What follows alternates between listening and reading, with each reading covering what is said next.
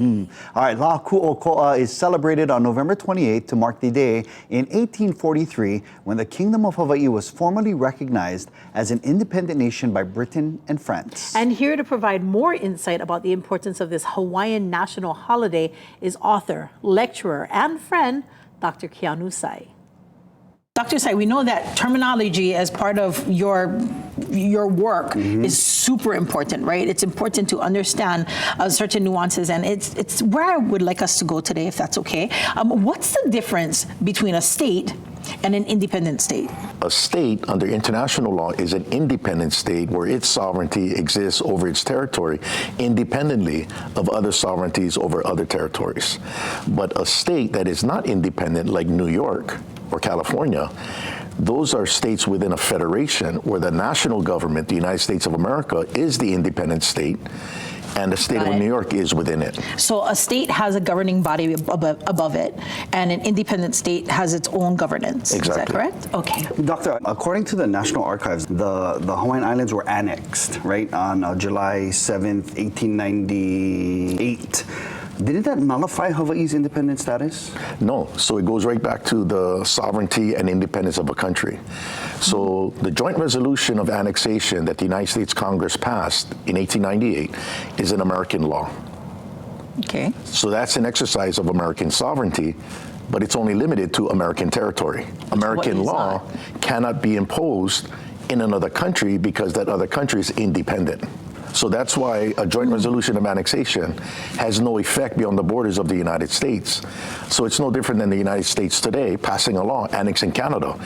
No, you can pass a law by Congress annexing Canada, but it has no effect in Canada. Right. It only matters in America. Exactly. Got it. Can I do a follow-up question on that? Because by 1898, weren't we like a provisional government or a republic or something else? So could they have made that agreement with the United States?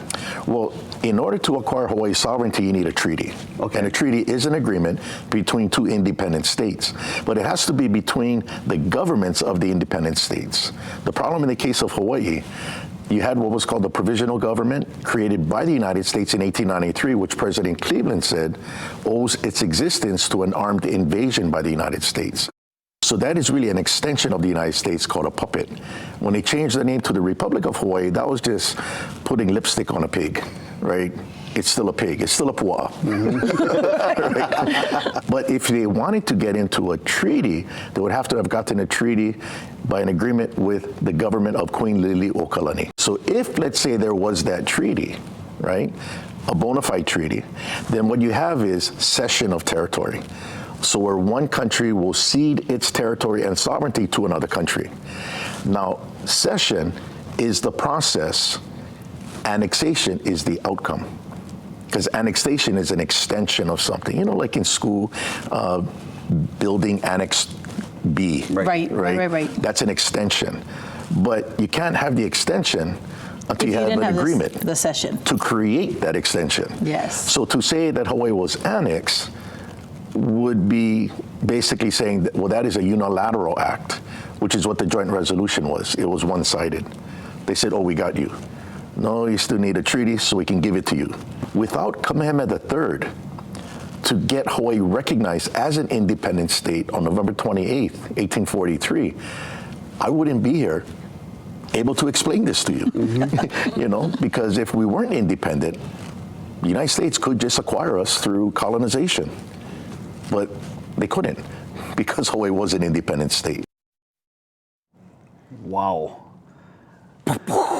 So mind-blowing, right? So much ike right there. Next Friday, we're going to continue our talk story with Dr. Sai to learn more about Lā Kūʻokoʻa, Hawaiian Independence Day. And if you want to watch this segment again, or if you missed last week's segment, make sure to go to our YouTube page and search KITV. We created a Lā Kūʻokoʻa playlist so you can watch it on demand. Yeah, send them all to your family. Send Yeah, them all to your family. Let everybody know. watch them. All right, as we take a break, it is National Seatbelt Day.